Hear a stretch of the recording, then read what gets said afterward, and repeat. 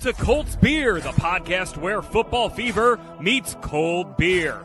Here we talk all things Indianapolis Colts, from epic touchdowns to close games to the hottest NFL rumors. Sit back, grab your favorite beverage, and let's tackle the next quarter together. Go Colts! Hello everybody and welcome back to Colts Beer. The Super Bowl is over, season is over. We're doing a short recap today, and we have some really special guests today. We basically, can I say, if I say we have the voice and the face of the Colts broadcasting team with us today. It's JJ Stankevitz and Larra Overton. Pleasure to have you. JJ, would you like to introduce yourself a bit? Yeah, well, first of all, I'm glad that the jingle made it on over to open the show. So that was exciting. But yeah, I'm JJ, team writer for the Colts, host of the Colts Show podcast, stadium PA announcer. I work with Larra. Larra was, in fact, just in my office about 10 minutes ago ranting about something completely unrelated to football. So you just popped down the hall, and we always have good discussions. But it's a pleasure to be on with you, Andreas, and you, Sam, and to do it with my friend Larra. This is going to be a blast. I'm looking forward to it. I appreciate you guys having me on and JJ extending the invitation. It's always good to, talk Colts football, especially with you guys. And we had so much fun, in Berlin together. JJ and I were doing so many of the fan events, and it's been incredible to see internationally so much passionate support of the Colts and to see how much this fan base is growing. So this is an awesome opportunity to join you guys. I am the executive producer, host, and reporter for the Colts. So I do our sideline reporting for our radio broadcast, host our weekly TV show, and help oversee all of the video content that you guys see on our social and digital platforms. That's awesome. I mean, thanks for coming on, guys. It's obviously great to see JJ again. Larra, it's great to have you on. So yeah, thanks very much. My beer of the day, I'm the only one drinking today because Andreas is on painkillers, so no alcohol for him.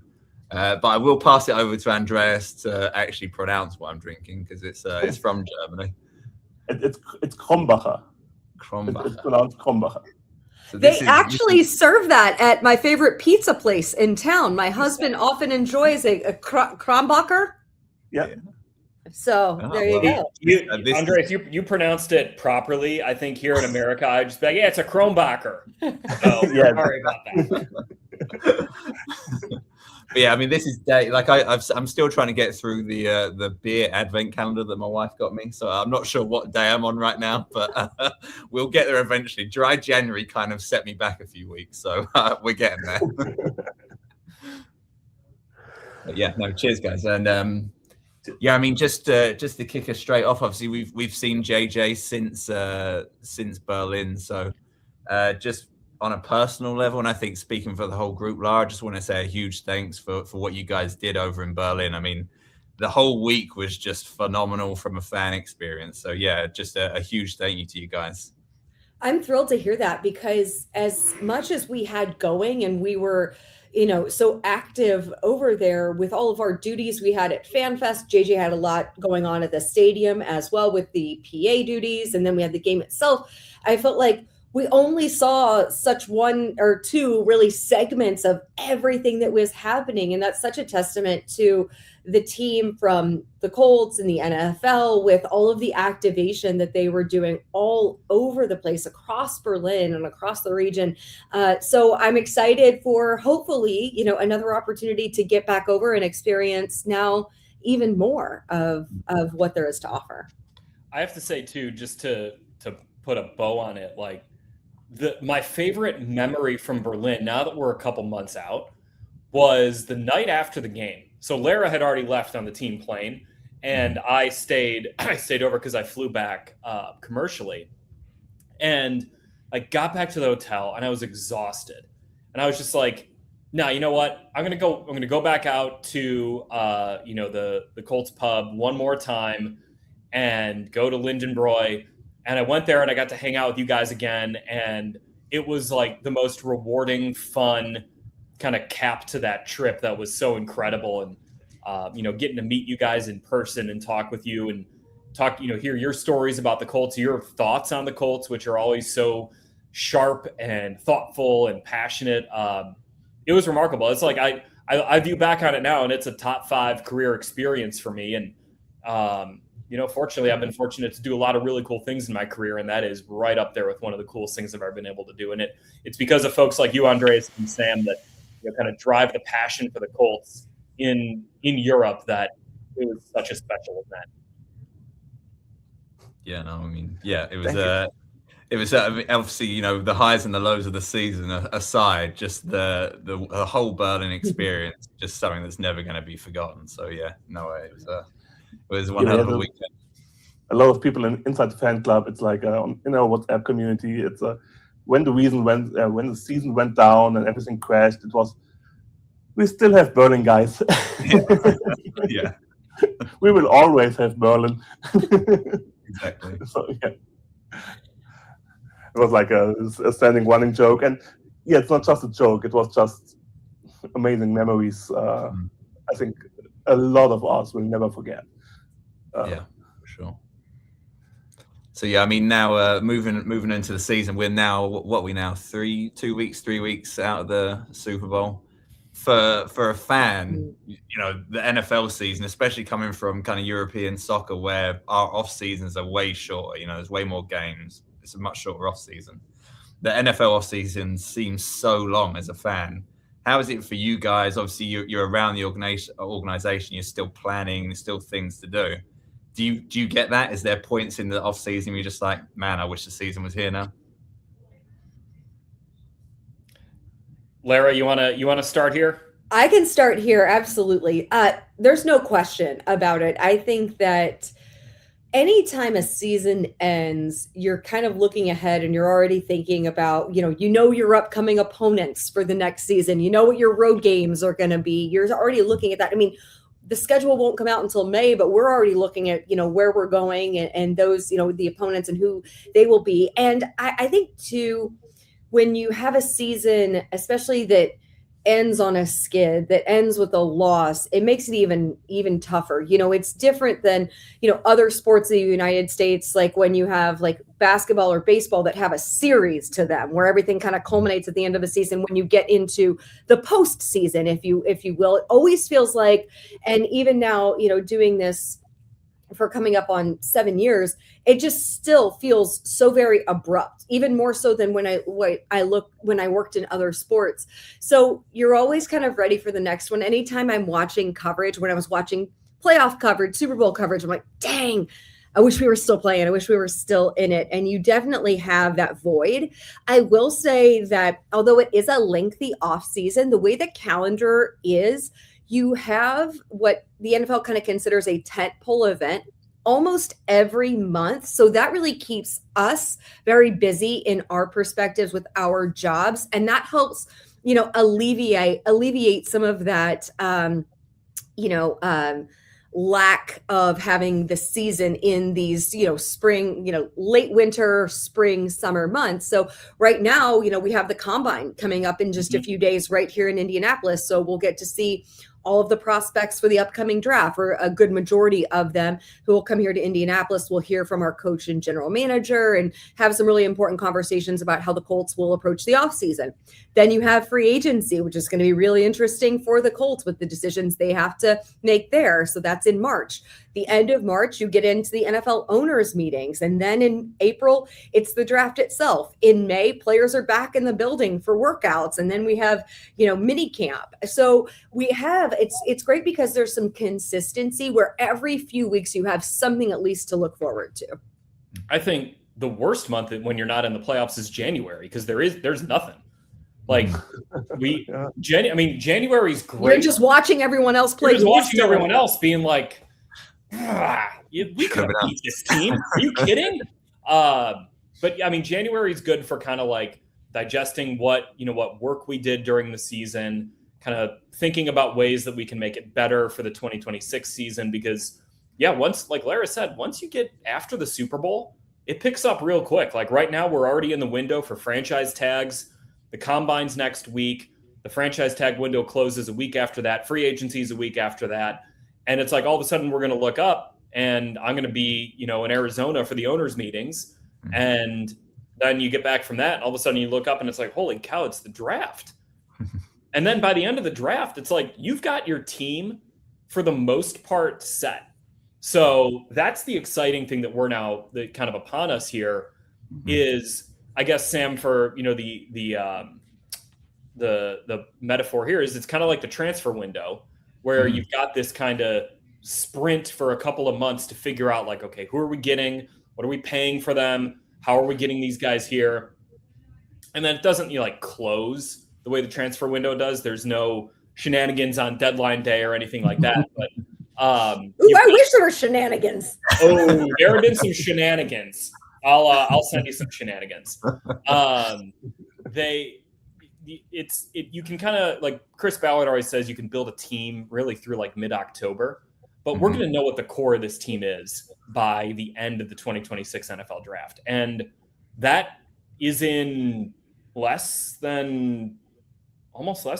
just over 2 months from now. So it's going to happen fast, and we're going to learn a lot about the direction of this team over the course of kind of this compressed 2 months. Yeah, I mean, you mentioned franchise tag there. I think we've got week and a bit now till the deadline.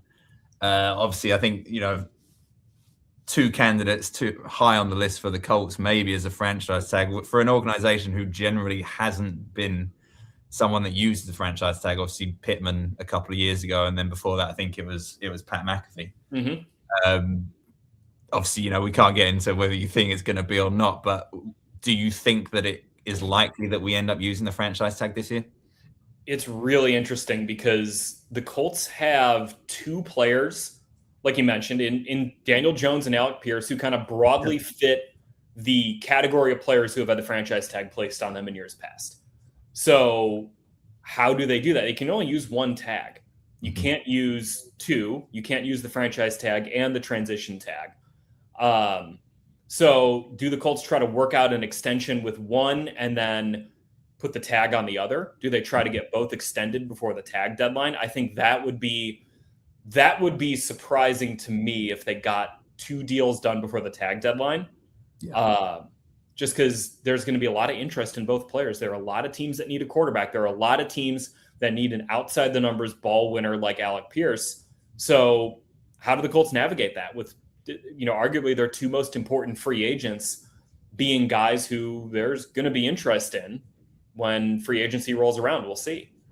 And JJ, I think one thing that I've learned a little bit from you, and perhaps you can explain this, but franchise tag can also, obviously that's just a 1 year franchise tag, but it can be an avenue to which the team and the player reach a more long-term deal, right? It's not a definitive, that's all that's there, it's going to be. So it can almost be a bridge in terms of something that does turn out to be a 3 or a 4 year bigger deal. So it does afford a little bit of some options there as teams are negotiating.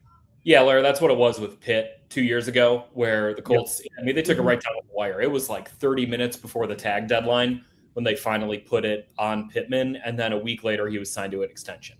So I think that's how most teams view it. There are certain teams that they're so far apart in negotiations that they use the tag as a means to keep the guy, and on essentially a 1 year contract. But I think for the most part, most teams view it as, we want to get a deal done before the deadline, which for this is March 3rd, at 4 p.m. Eastern time, 10 p.m. your guys' time in Europe. And if we can't get something done before then we'll use the tag.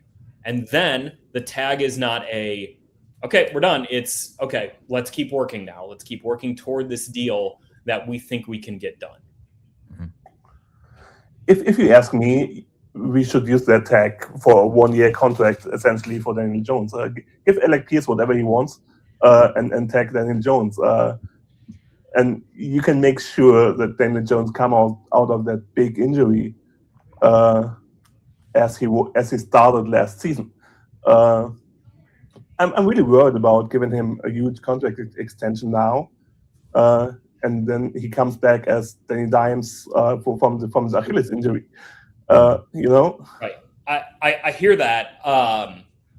The thing, I've looked at this, and when when something happens with Daniel, like we'll see if he does get that extension, but I've got some research that I've done that I think broadly looking at his season in 2025, it's like he wasn't doing the same stuff he was doing in 22. 22, Brian Daboll asked him to run a very limited, restrictive offense, and it worked. But the problem with that is you can't build on it, and teams are going to figure it out pretty quickly. And I honestly, I covered kind of the same thing with Mitch Trubisky in 2018, where the Bears asked him to run this very basic offense. And then in 2019, when they tried to expand on it, he couldn't do it, and the league figured him out. What the Colts did with Daniel Jones last year was put a lot on his plate pre-snap. And that's him and Shane Steichen seeing the game the same way. And Larra, I know you can speak to this too. That allowed the Colts to get into a lot of the plays that then looked easy. But it was because Daniel and Shane saw the game the same way. They saw coverages and their offense the same way. So the Colts were able to hit these easy buttons all the time because of Daniel's smarts and then his ability to get the ball where it needed to go. I would also say we have seen not only within the Colts, but across the league, how difficult it is to find your quarterback and to find a quarterback who's going to stick and going to work with your system. So I do think that as you've explored all of the options and you've had multiple seasons of trying to find this guy, and then you have Daniel Jones leading the league's most productive offense through the first 10 weeks of the season, you've seen what you have there. I think it would be risky to say we're only going to afford you 1 year and then we're willing to go into an offseason of unknown at this position yet again. You have had to work so hard to find stability, and Daniel Jones, it was just darn bad luck. It's not his fault whatsoever. Let's not forget the fact the guy was playing on a broken leg and then tore his Achilles. This is a guy who was giving you absolutely everything to possibly put yourself in a position of getting back to the playoffs for the first time since 2020. I mean, you were in the driver's seat of the division, a position you had not been in before because of exactly what Daniel Jones was affording you to do. So I think that everything that he's done so far, and then I mean, JJ, we've seen him in the building already, the way that he's attacking the rehab, the way he's going about it. Everything indicates that he will make a full, thorough recovery and certainly be back on the field as soon as he's medically cleared, and going to be incredibly prepared to start off this season whenever he is ready to go. And hopefully that's week 1, maybe even more so into training camp, depending upon that Achilles. But he's going to make sure that you're starting off, the 2026 season much in the same fashion, if not even better than you did in 2025. So I think that when you have someone who has committed himself so much to making sure he's giving you the reliability at that position, I think that you certainly can make the argument for being deserving of making sure that you have stability at that position, at least for, the near future, foreseeable future. Yeah, I think that's where Daniel's relationship with Shane really matters. That every team wants to find the quarterback, but not every team has the quarterback and the coach on the same page. Not every team has that relationship. And I mean, you've seen it happen in a place, maybe even like Baltimore this year, where the coach and the quarterback maybe weren't totally on the same page. And all of a sudden the coach is now with the Giants. Like, it is really hard to find both of those.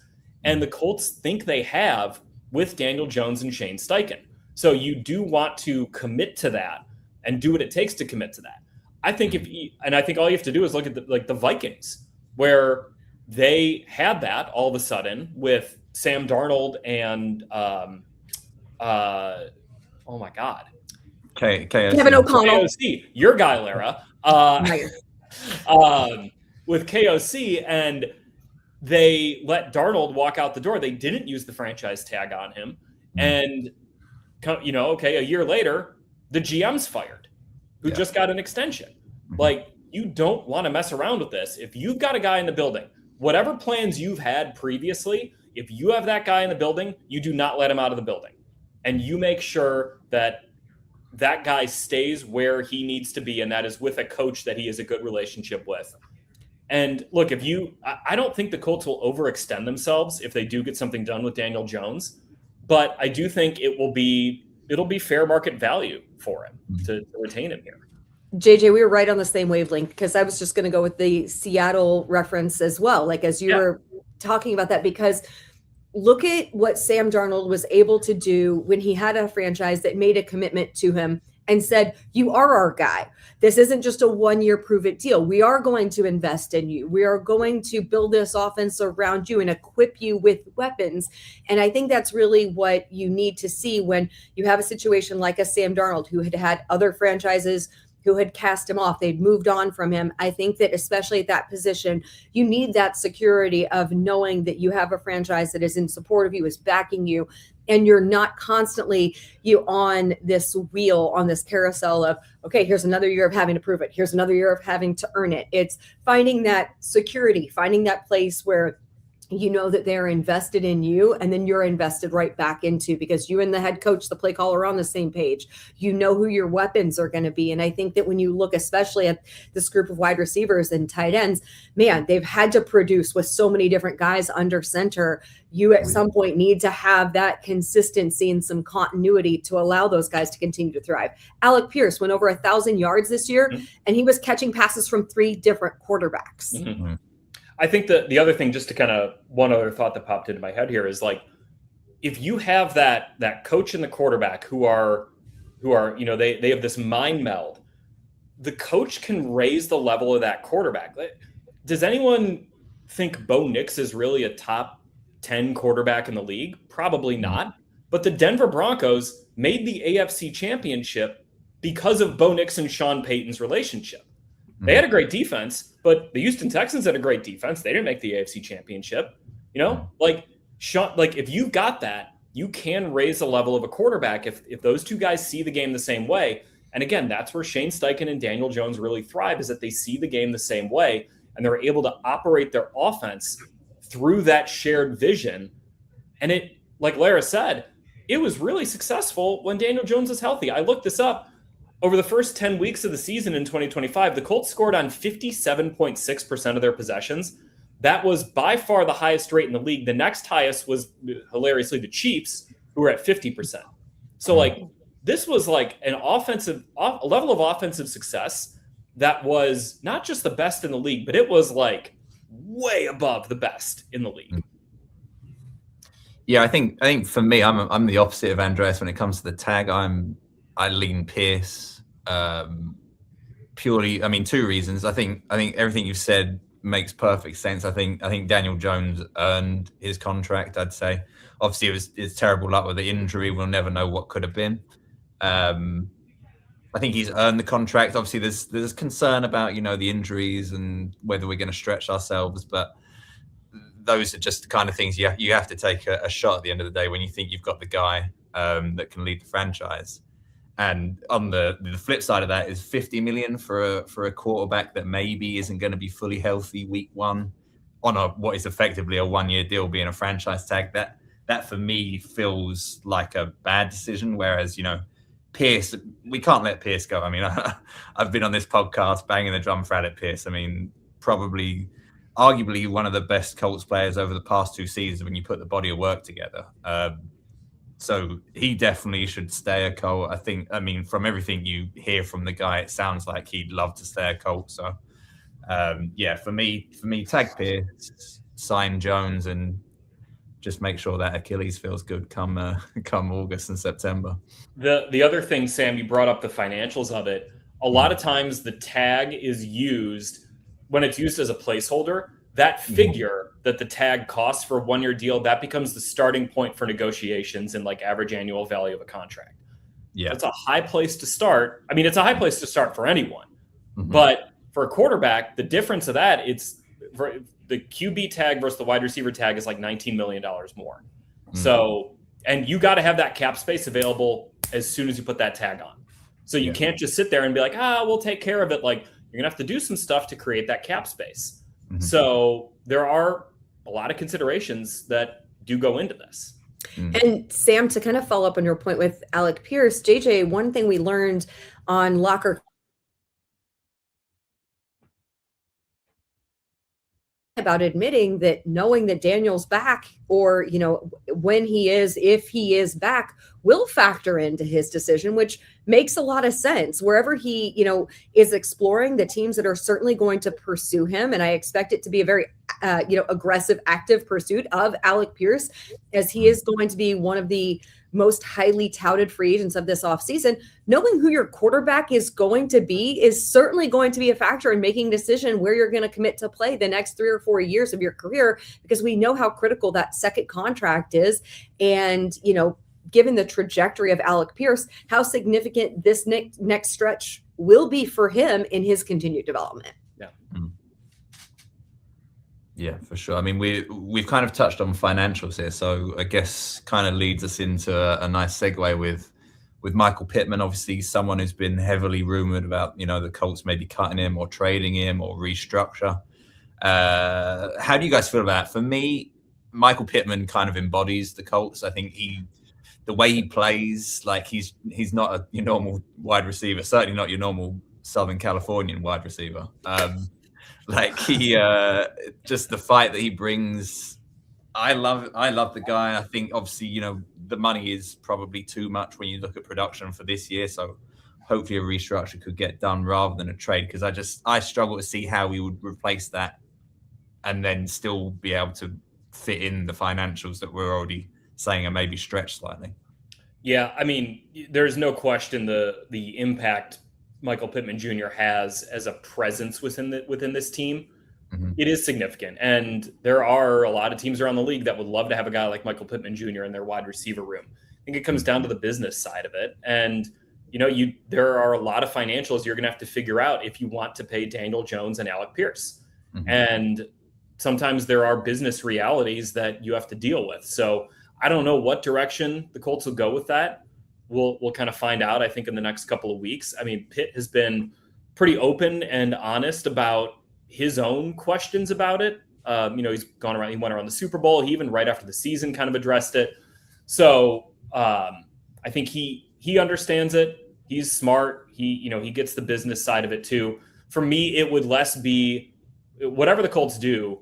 If they were to move on from him, it would not be necessarily an indictment on Michael Pittman Jr. sucks. He can't play football anymore. It would be like, you got to make tough business decisions sometimes. And that would be where it would come from. Not necessarily Michael Pittman Jr. is diminished so much as a player that we can't have him here anymore. Mm-hmm.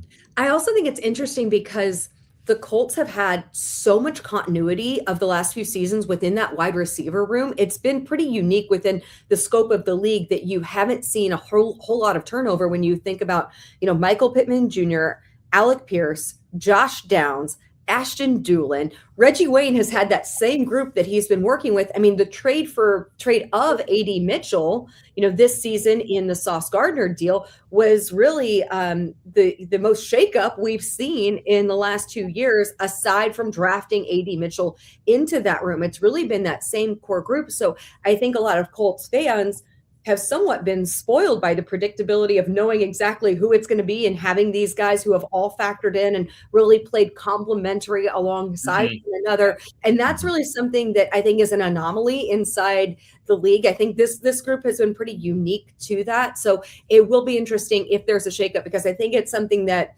is pretty commonplace within a lot of other teams, but something that is, in terms of seeing some movement, particularly within that group, because it is such a high dollar, position when you look at that, wide receiver one in particular, and how many guys you have that you're able to work productively, and everyone, getting the run within the offense maybe that they need or want. I love what Larra said about the complimentary thing there, because I think a lot of teams around the league, I've covered the Bears when I've heard this, is like, well, we don't need a wide receiver one. We've got all these guys. And it's usually just like cope of like, our receiver room kind of sucks, but we're just going to say we don't need a wide receiver one.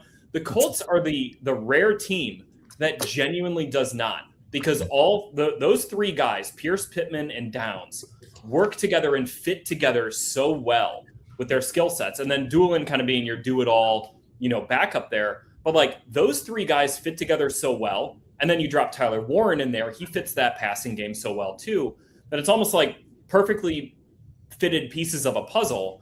Whereas I think sometimes you see these teams that are like, yeah, we don't need a wide receiver one. We've got this guy and that guy and this guy. And it's like, well, their skill sets are redundant. This guy's, give me the ball jerk. And this guy can only run these certain routes. And it's like, no, like all three of those guys are unselfish. They all are skilled at different things that fit the offense and allow this offense to be this kind of, amorphous change week to week, what the priority is. That's the basis of a lot of the success that this team has had.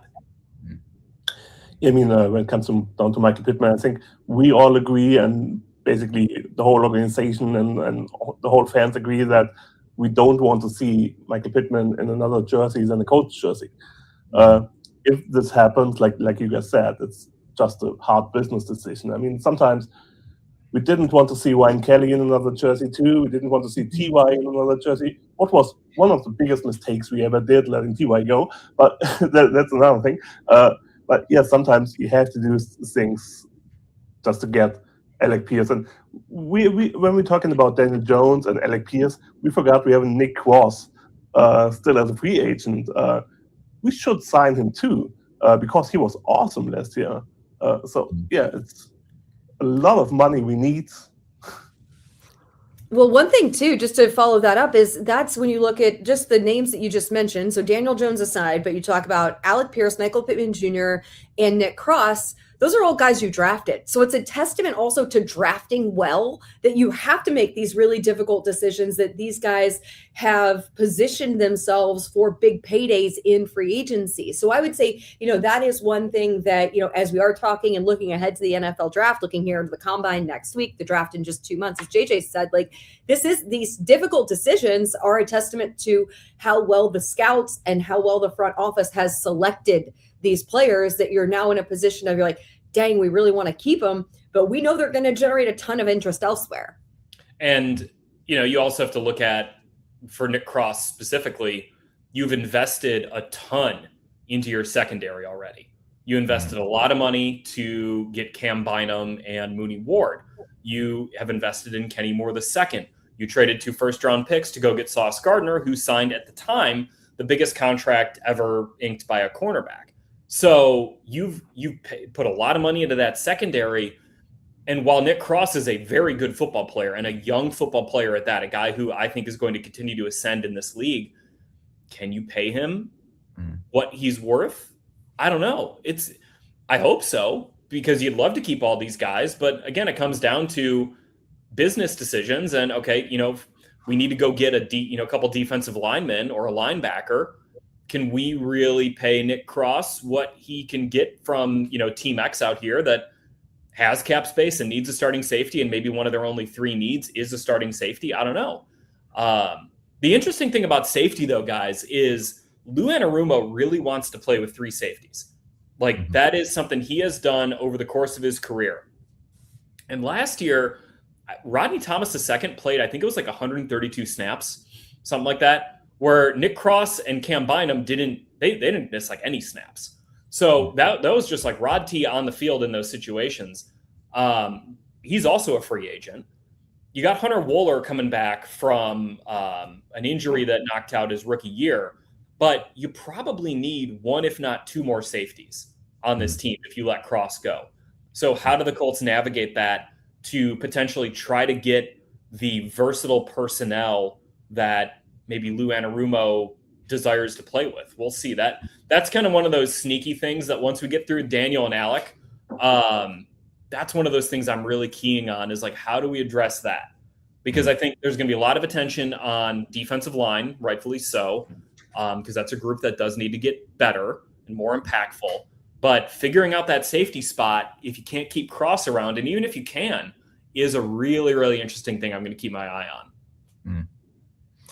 Yeah, I mean, my next question actually was going to be, you mentioned Rodney Thomas there, was what kind of obviously we've got, I think, 23 free agents. Don't quote me on that. It might not be that many this year. And obviously we've talked about the big guys that I think we all as Colts fans want to see back. But who do you have that you think maybe is kind of one of the lesser players that you'd like to see back on the team? For me, based off of this season, it's Neville Gallimore. I think we've struggled for years, obviously Grove and Buck are phenomenal players. And you see that the dip in play when one of those guys is either out injured or just, they're just on rotation. You've seen such a dip, players like Taven Bryan that have just bombed in the Colts uniform. I thought for me, Neville Gallimore looked like a very good player. The drop off wasn't as big. We played some good football with Gallimore out there. Yeah. So, if there's any free agents you think that you'd like to see back. I love that one. That's one that I've seen a lot of conversation about surrounding, and I think a guy who wants to be back here. I think he loved being, on that D line. It's gonna be really interesting how the offseason develops, in particular with that position group. I'm gonna go offensive side of the ball and say Mo Alley-Cox. You took mine. Sorry, JJ. Well, we can collaborate here. Yeah, let's collaborate. You start this one. Well, he is someone who has become so instrumental in terms of the willingness to do all that he does to, be a great blocker in the passing game. And, obviously became, an element to a great element when he is tasked, in the offense, in pass catching situations, or blocker in the run game, I should say, because I was talking with him and his versatility. And this is one of the things that, JJ, I think you and I have talked a lot with Mo about these factors and how much pride he has taken in developing, as a blocker, in particular in the run game, because he was telling me that although he loves plays when the ball's in his hands, his favorite plays are when he's blocking for Jonathan Taylor and JT is tearing down the field 30, 40 yards. And you're able to just sit there. And he goes, here's the thing, is you can even see the run. He's like, I'm just blocking. I'm just looking up at the video board and just watching him go, right? Once I've cleared the way for him. And I just think he's that consummate teammate. He is a leader in that room. He's a veteran.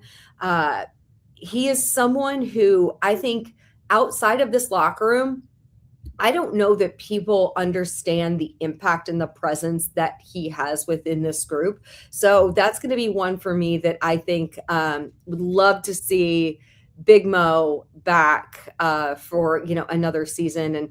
And his story is so great, obviously coming from the college basketball background, developing as a pro in the NFL. And, he was talking about how overwhelmed, JJ, this was a conversation you could pick up here, how initially overwhelmed he was by the playbook and how he just had to master his specific assignment, where the growth that he's seen the last couple of years, and this is where you have seen him develop so much, is now understanding not only what he's tasked with on a particular play call, but understanding what everyone's roles are. And that tight end role is so multifaceted because you've got to be kind of partial understanding of an offensive lineman, partial understanding as a wide receiver. You're working in, so many different facets of the offense.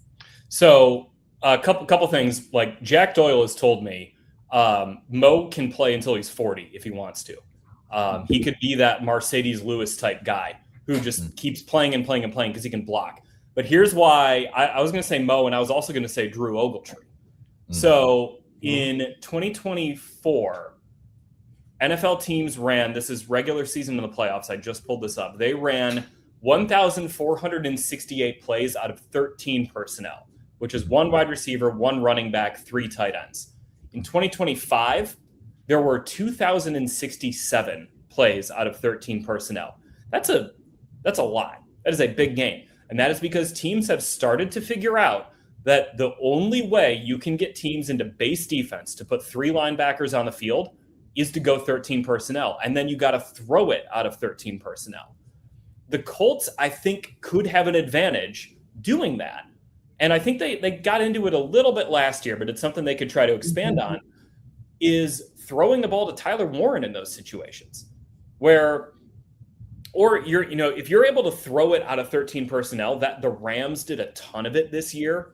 It is a really good way to maintain efficiency on offense because you're getting 3 linebackers on the field. You still have to have guys who can block because you want to run it in those situations. You can't obviously become predictable just throwing it out of 13 personnel. So you got to be able to run it, and you got to have 3 tight ends who can block to be able to do it.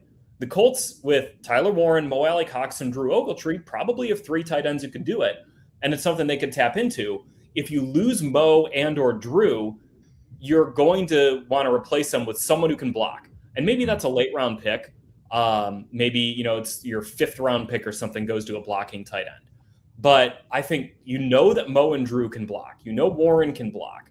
And if this is a trend that we're starting to see around the league of teams sprinkling in a lot more 13 personnel, the Colts should be a part of that because they have this sort of skeleton key in Tyler Warren who can unlock whatever you want to do. Mm-hmm. So to me, that's why I would look at it and say, like, we know Mo can block. Mo is a really good blocking tight end in the NFL. That's his job. That's what his role is on this team. Drew, he can block. He's physical. He's willing to stick his nose in there. And both those guys, they're not going to be used a ton, but they can catch if you need them to catch. Mm. So that's why I think, like, trying to retain one, if not both of those guys, to me is a really interesting thing to keep an eye on this offseason. I was just thinking that, JJ, like, they're kind of like a luxury in the red zone, right? To have guys of that size that can just, body up DBs, like, unbelievable. Like, we've seen it time and time again, with those guys in various situations with what they're able to do. But you don't even need this in the red zone. You just need, like, middle of the field. It's 1st and 10 at the 48-yard line. We're putting 3 tight ends out there, nub formation, wide receiver to the other side, and let's go. Let's run it. I think that increase of like 600 plus snaps, to me, I'm like, I'm jotting that down. I'm probably going to write about that if we re-sign Mo or Drew. Like 600 snaps in 13, arrow up. There we go. We just got a note out of this podcast. Productive. The only bad thing I can tell about Mo Cox is because of him, I owe the other guys a beer. When the season started, I gave Mo Cox 6 touchdowns this season, and I bet a beer on it. So, yeah. But, yeah, we would love to see him back. Yeah. Mm. Yeah, I mean, obviously we've spent quite a bit of time in free agency. I think just to finish it off, looking outside the building, got your eyes on anyone that maybe would be a great fit for the Colts? I know I've got someone in mind, but I'll let you guys go first. Does the guy you have in mind, does his name rhyme with Ray Bendrickson? It does not. Oh, okay. All right. That is no. I'm actually probably of the minority here, where I don't love that fit for Indy. Well, I love the fit for the coaching that we have here, but I don't know. For me, we talked, obviously Ballard talked about younger and faster on defense. So that's where I'm kind of a little bit like, I don't know. There's going to be, we're talking about, financials. Would I prefer to pay Nick Cross over Trey Hendrickson? Is probably where I'm at. So, but I also think the guy that I'm thinking of is probably going to get way too much money for the Colts. But okay, who's your guy then? So AFC South linebacker Devin Lloyd for me. Ooh. He's a free agent? Ooh. I think he's a free agent this year. I'm pretty certain. For me, that guy's killed the Colts. Yeah. Yes, absolutely kills us. And I think, too, like, he's still young, I think 27, maybe 28. And just can do it all. I think that's the problem we've had. We've had good linebacker play out of our linebackers, but not that all-round guy since the Maniac obviously retired. We've just struggled to have that guy that can do it all. And for me, that's Devin Lloyd is sideline to sideline. Like, I think he'd be perfect for Indy. I just had to pull up the free agents because I'm like, oh no, JJ, I just had to pull them up. And for you guys, for a great reference for anyone who's listening, there's a website called Spot Track that does a great job of kind of gauging free agency. That's a good resource. JJ, I was going to drop, hey, Khalil Mack, free agent. Just don't do that to me. Don't do that to me. Khalil's one of my favorite all-time players. Just that you want just like a football player, like if an alien came down from space and said, like, take me to the football player, I'd be like, give me Khalil Mack's number. We're going to his house. Like, that's the football player. This is going to be a really interesting offseason because the Colts spent a lot of money last year to get Cam Bynum and Charvarius Ward here. and Daniel Jones. And now they're going to, if they want to keep Daniel Jones and Alec Pierce, they're going to have to spend a lot of money to do that. Does that eat up their splash money to go, and say, okay, we got to this point. We kept Daniel and Alec, theoretically. Can we go get a Devin Lloyd, a Trey Hendrickson, a top tier type player on defense who's available in free agency? I don't know. I mean, that might be tough. The other things I would keep an eye on here are the Colts do have two players who are going into the last year of their contract who, again, I'm speaking in broad terms here, fit the profile of players who would get extensions before the season. That would be Quentin Nelson and Jonathan Taylor. Do the Colts get something done with both of those guys? Because those are going to cost a lot of money, deservedly so. Now you can structure those to knock their cap hits down in 2026 and free up a little bit of flexibility. But ultimately, you're going to start looking at this roster and going, we're paying a lot of guys here. Mm-hmm. How do you have to factor in all those things? It's not as simple as like, click and point, let's go get this guy and we'll figure out the financials later. It's like you have to take the 2026 financials and then 27, 28, 29, 30 to really see the scope of this and how it's going to impact your roster and your bottom line for the next couple of years. Yeah. I mean, I think you hit the nail on the head. Really, for me, is I wouldn't want to be in Chris Ballard's shoes because it feels like there's so many moving parts that need to be figured out in what is a year. Obviously, Carly mentioned at the end of the season, about winning's never been, the urgency to win has never been higher. So it's like, do you keep gambling? Like you said, you see what the Chiefs did with Mahomes. Is the salary cap even real? 40 million just back into the salary cap. So it's real. It's real if you're willing to spend the cash. Yeah. So that for me is like, do you gamble? Do you look at this like, well, are we in playoffs or bust? Is it time? But then you gamble in the future. For me, that's why this feels like a tough off season. Like this. It's which way do you go for me? I think sometimes though the long-term ramifications of that can be a little overstated. Again, it depends on cash, not necessarily cap. The Denver Broncos, I think, might have just got out of Russell Wilson's contract. You can take on these exorbitant dead cap hits and still build a winning team.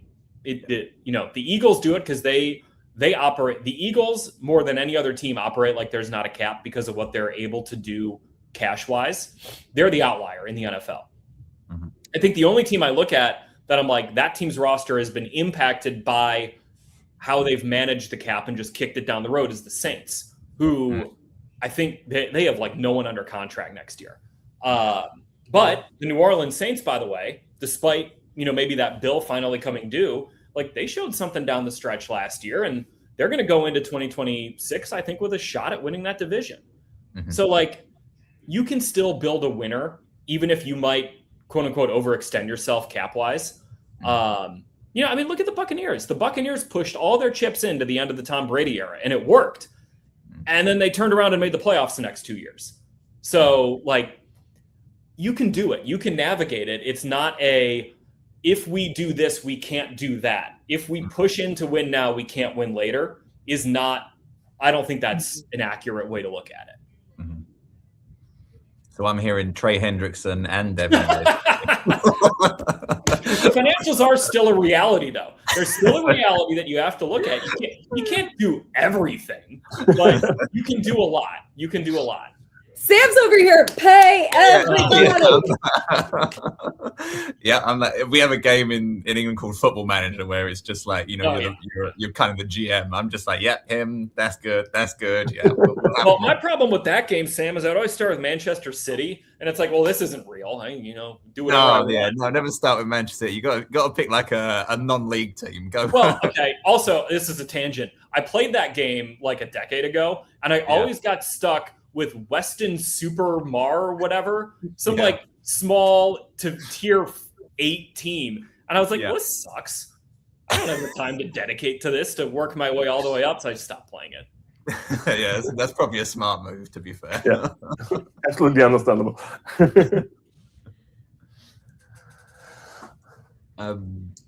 So free agency. I think we've covered free agency. Obviously, draft. We'll look at. I think you said just over 2 months, JJ. No first round this year, next year for the Colts. Where do you obviously, who knows how the board's gonna fall, but what sort of positions do you think maybe are going to be the main look for the Colts round 2? I think so. I always say this, like you have to look like what the Colts will need in 2026 and then what they'll need in 2027. Mm-hmm. So in 2026, I mean, right now we don't know what direction they're going to go in free agency, but you're looking at, okay, yeah, you probably wide receiver if you can't keep Pierce around or you do lose Pittman. You're probably looking at defensive line, defensive end more acutely this year, linebacker, safety. But if you're looking into the future, like a position I would not be shocked the Colts go high on would be like defensive tackle, because you've got, like you talked about it earlier, talking about Neville Gallimore, Sam, but DeForest Buckner and Grover Stewart are into their 30s, and you can't guarantee that both those guys, who I think contract-wise might even be free agents after this season. I know Grove is. I don't know about Buck. I have to go back and look at Buck. But you've got to have, you have to start thinking a year out. Like when the Colts drafted Matt Gonzalez and Tanner Bortolini, in fact, in back-to-back picks in 2024, they didn't need those guys in 2024, but they then needed them in 2025 to start at right guard and center. So think about it more long-term of like, okay, you've got these guys, who's coming up and who might you need to replace depending on what contracts look like in free agency, what extensions you're able to get done. You need to look at it. That's kind of the way I like to look at it with the draft. I mean, wide receiver, I talked about what if Pierce isn't back. Josh Downs is going to be a free agent after this season. Mm-hmm. You'd love to keep him. He's a really good player, but do you have to start thinking about like, well, what if we can't retain him? You have to think about years in advance. I think with your first round pick, you got to go with the best player who's out there no matter what. But once you get into, second, third, fourth, fifth rounds, you're kind of looking to, okay, who can fit our roster? And yeah, you want to take the best player out there, but maybe that best player is someone who isn't going to fit in this year, but will fit in 2027. So that's always something that Chris Ballard and his guys really do have to navigate, is like, we like these guys. How are they going to fit now? And how are they going to fit in the future? Mm-hmm. I also think when you're looking to, some of those late day 2 into day 3s, like the linebacker position is another area. You mentioned that Chris talked about getting younger and faster defensively in particular, and the Colts have done well drafting linebackers. You mentioned Shaq Leonard earlier, obviously Zaire Franklin and his development going from a special teams guy to, a Pro Bowler and a captain. Bobby Okereke was a great draft pick for the Indianapolis Colts, who got snatched up in free agency by the New York Giants and rightfully so earned that contract. So this is a group that I think you look at that position in particular, and that's an area that they've really hit on well in those later round draft picks in particular. Yeah, for sure. For me, linebacker, definitely. I think, JJ, to your point, I don't know if he'll be there. Like, I'm not a massive college ball watcher, but kind of watched some tape coming up to the draft. And Caleb Banks, defensive tackle. Like, if he's at 47, I'd be putting the ticket in for that. I want to say, so we have our first mock draft roundup coming out this week. And Caleb Banks is actually one of the guys who's in it. He has been mocked to the Colts at some point. Yeah, I'd be surprised if he hits 47, but if he does, that's who I'd be putting him in. Because like you said, Grove, the guys aren't getting any younger. I think that would be, it wouldn't be like the sexy pick per se, defensive tackle for the future, but it'd be the one that I'd like to see. It sometimes is a hard sell to pick the D tackle of the future when you've got two really good guys in Grove. But if you get that guy and he works out, boy, you'd love to have those guys. So, Definitely. I also think it's going to be a full defensive draft this year. I mean, yeah, if we let Pittman walk, wide receiver becomes a need. But besides that, I don't see any offense position we need in that urgency players like we need on defense side of the ball. So yeah, probably linebacker first. That would be nice. I would be curious. Covering linebackers. Just off, you brought it up, Andreas, but offensively, I'd be curious too if the Colts try to invest a little bit more into a backup running back, or if they just say, "Yeah, JT's got it, we're good." It's hard to take JT off the field, but what was he at last year? And how good was Amir Abdullah in situations last year too? Yeah, I mean, Amir Abdullah is the reason why you didn't see a ton out of DJ Giddens. Yeah. But Amir Abdullah also wasn't a guy who was going to kind of eat carries from JT. JT led the league with 323 carries. The good news is we have seen Jonathan Taylor like lead the league in carries before. But just, it's something to just consider of.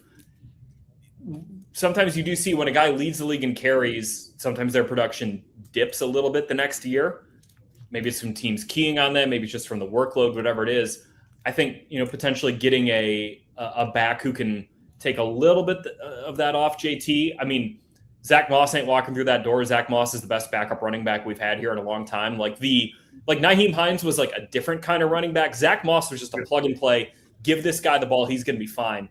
Those guys are hard to find. But if you can, and maybe you drop JT from 323 carries to 250, maybe you're able to get the same, per snap production out of him, if not better in 2027 or 2026, excuse me. Well, I don't know. Yeah. We are still curious to see what DJ Giddens has in it. It was the whole season for us as fans. It was like, why is he inactive again? It wasn't a special teams guy. That's why. Where you had Amir Abdullah and Tyler Goodson were both guys who can contribute on special teams. And if you're going to be a backup or a third string running back, you probably need to contribute on teams if you're not like a high end backup. So, really, even if you're going to be active on game day as the third running back, let's say, you got to be a teams guy, and Tyler Goodson's a teams guy. So that went into the numbers game. I don't think it was about DJ Giddens not being like a good football player.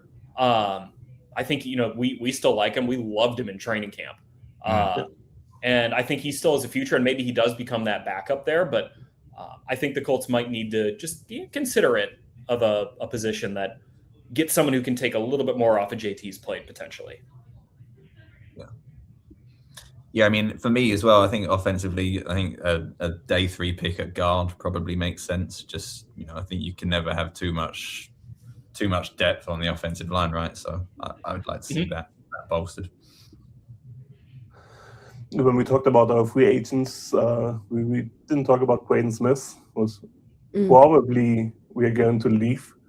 I think we are not able to pay him. What's sad too. I mean, it's a guy I would love to see in a Colts jersey in future. But yeah, like Sam just said, having depth on line is probably something we could invest to. Yeah, and I mean, I think you saw that with Jalen Travis when he did come in for Braden Smith. Is that he kind of great. That late round pick, and that effectively kind of forces your hand with the Braden Smith. When you're trying to get the financial sort, you look at it and you go, right, well, we drafted this young guy and he came in and he kind of plug and played when he was in. So, for me, definitely the future right tackle. It would be sad to see Braden go, same as it was sad to see Ryan Kelly go. Obviously, Will Fries, you don't want to see him go either. I mean, at some point, you just can't pay everyone, right? It's the most difficult part of the business right there, no doubt. Yeah, I mean, Kelly and Fries, like Larra and I share, those are like two of the best dudes who've ever walked through the doors of this building. Yeah. And I was like, oh man, you gotta lose those guys. But yeah, you're right. It's the reality of the business. You lost those two guys because you had two guys who were ready to step up, and you needed to spend that money to shore up your defense. Yeah. I mean, that leads me into a question we had from one of the guys in the WhatsApp community, Flo. He asked, talk about Kelly, great guys. are there players outside of the Colts that you think culture-wise you just think would be perfect wearing the horseshoe? Oh, this is a really good question. Great question. I don't know, I'm Josh, trying to. Yeah, that's a good one. God, what a phenomenal. I'm trying to think. I don't think I can think of anyone like specifically right now. But like I can just tell you, like, for like Colts offensive linemen, the profile of those guys is like you have to be able to match the level of intensity that Quentin Nelson brings. Like, you've got to be able to fit that culture of that room, and it's a high bar to clear. Like, the Colts don't just take guys because they're talented offensive linemen. They look at linemen and say, like, can we put him in our offensive line room, and will he thrive in that culture? Because it is a very, very demanding, hardworking, you never rest for a single second culture in that room, and that's led by Quentin Nelson. I think, like, defensive line, you think about who the leaders of that room are. It's Buck, it's Grove. Tyquan Lewis is another guy we haven't talked about, another guy I'd love to see back as a really good depth piece on that line. But, like, if you can't fit in a room that's led by DeForest Buckner, you shouldn't be on this team. And there are certain rooms, and at wide receiver, if you're gonna be selfish, you can't be in our wide receiver room, and you have to fit a certain level of kind of personality traits to go into a wide receiver room, and understand that, like, might not be your week this week. Don't complain about it, because next week might be your week. And I think that's led by Pittman. It's led by Pierce. And then above those guys, obviously Reggie Wayne is a great resource with that. So I don't know, Larra, what do you think? I'm just going to throw a name out there when I think about a guy who, and don't know him at all, but a guy who seems like that just has this relentless competitiveness, plays with a lot of selflessness, has a great reputation from what I know among players, like a great respect of peers across the league. Miles Garrett. Yeah, I love that Miles Garrett here. Well, yeah. Well, they're just asking, like, somebody right? Yeah. Like, I don't know, Yeah. like, but I'm thinking of kind of that person that Right. kind of personifies all those things you would look for in terms Absolutely. of, like, great teammate, ultra competitive. Like, you think about a guy who has made the best of miserable situations in Cleveland, and he has done that. So that's, like, I mean, I know that's a big name out there, like, but yeah, that's kind of one that immediately, like, I was kind of looking at, that's just kind of like, kind of thought that's somebody who you're like, oh yeah, like, every locker room gets better having that guy in there for sure. And your point is they get better not because of his production on the field, but because of the presence that he brings. Yeah, for sure. The way he elevates the group around him, I think, because, you have seen, like, there's a reason that he has the production year after year after year at that position. It's because of the way he prepares, the way he takes care of his body, the leadership that he brings. Like, I mean, very similar, I think, to the way that, like, DeForest Buckner approaches it. I'm thinking that he would be kind of that complementary piece within that room. The only thing about Miles Garrett was, I think it was last season, he got this huge contract extension. When he said to the media he wants to leave the Cleveland Browns because he wants to win a Super Bowl in the near future. And then 2 weeks later, it was like, oh yeah, $50 million. I'll say it. Negotiation tactics, right? Right. This guy was all over Radio Row at the Super Bowl last year, trying to get out of Cleveland, and money talks. Now he's all over the Olympics. Yeah. How about that? Oh, really? He's dating Chloe Kim. Is that right? Yeah. Okay. Yeah, for me, the guy, and it's kind of who I comp Michael Pittman to, is Mike Evans. I think he'd be. I mean, I have a friend of mine's the Buccaneers reporter, and she just raves about being able to work with Mike Evans. I think that's one of the things you hear kind of universally. Right? Mm. Definitely. Yeah. So, I think we covered everything for today. Yeah. Larra, JJ, thank you very much for being with us. Can I just say there's one more thing that we didn't cover. Oh yeah. Who's our kicker going to be next year? Oh, Not lose sight of that one. Spencer Schrader's under contract, but Blake Grupe's a free agent, and I don't know. I mean, I'd love to go back to Spence, but is he going to be healthy? I know Exactly. he's rehab and all that, but like Blake Grupe was awesome down the stretch. So what are we going to do there? I don't know. Let's not picking competition in training camp.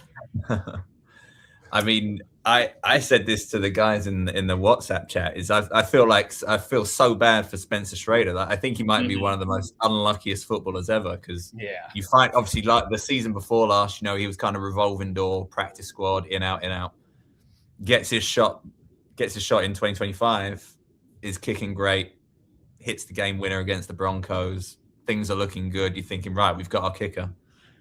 Gets the horrible injury. No thanks to the Raiders for that one. And then the Colts get a guy, Blake Grupe, who struggled in New Orleans. I think he was.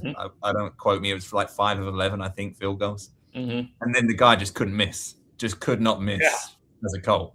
60-yard winning, like game winning, or should have been game winning if the defense didn't drop the ball that day. But I mean, for me, Spencer Schrader, that's just bad luck. Like I lean Blake Grupe because I think he showed everything. Yeah, I mean, it's kind of it's nothing bad about Blake Grupe. It's he played awesome, but it's like the heart wants to see Spencer Schrader again. It's like I said, nothing because my heart didn't want to see Blake Grupe. It's just Spencer Schrader just deserves it. I mean, I love Spencer. He's a really talented kicker. He's a good guy. I have no doubt he'll come back from it. But I mean, Blake Grupe, you can't lose sight of that game. Should have been, like you said, should have been game-winning 60-yard field goal in Seattle, and he had a couple other 50-yarders too. I mean, the guy had a great end of the season. I mean, there aren't too many guys that causes Adam Vinatieri, when he just happens to be in our offices, says to both JJ and myself, when you see Grupe, tell him hell of a kick, because he knew it. Coming back to record some stuff with us that day. So if you have Adam Vinatieri, now Hall of Famer Adam Vinatieri, saying that was a hell of a kick, that says something, right? I don't know if you get a better endorsement than that. That's when you get the checkbook out at that point, and you just sign the deal. Let's just get it sorted. Especially if you're signing the check, Sam, because you're giving everybody all the money. Right. I mean, I've got a few boards of Monopoly, so I can get some money together. We can figure it out. Perfect. Awesome. So I think we agree. We are not sure. Sorry, I want before we got out of here, kickers are people too. We need to respect the position. For the brand, you got to be for the brand, right? Awesome. How old is Sanchez actually? How long do we have our punter? He's another year or two. Yeah, he's early 30s. Yeah. So he'll be here. Rigo's he just set the team record for net punt in a season. Yeah. He's really good. That seems he feels like an Ashton Doolin sort of no brainer. Like when the contract comes up, you just pay the contract. Right? Yep. So now, any other players? What's that, sir? I said any other players we've not touched on yet, just before. So, thanks very much for joining us. It was really an honor to have both of you in here. You can bet we will ask again. Great. When it comes into next season. Colts Beer will have a short break. I'm pretty sure we will have 1 or 2 shows around the draft. And then we will go into off season. So yeah. We will let you know when we have our next show. Tune in, have fun, and go Colts. Yeah, go Colts. Thanks for coming on, guys. That's awesome. Thank you.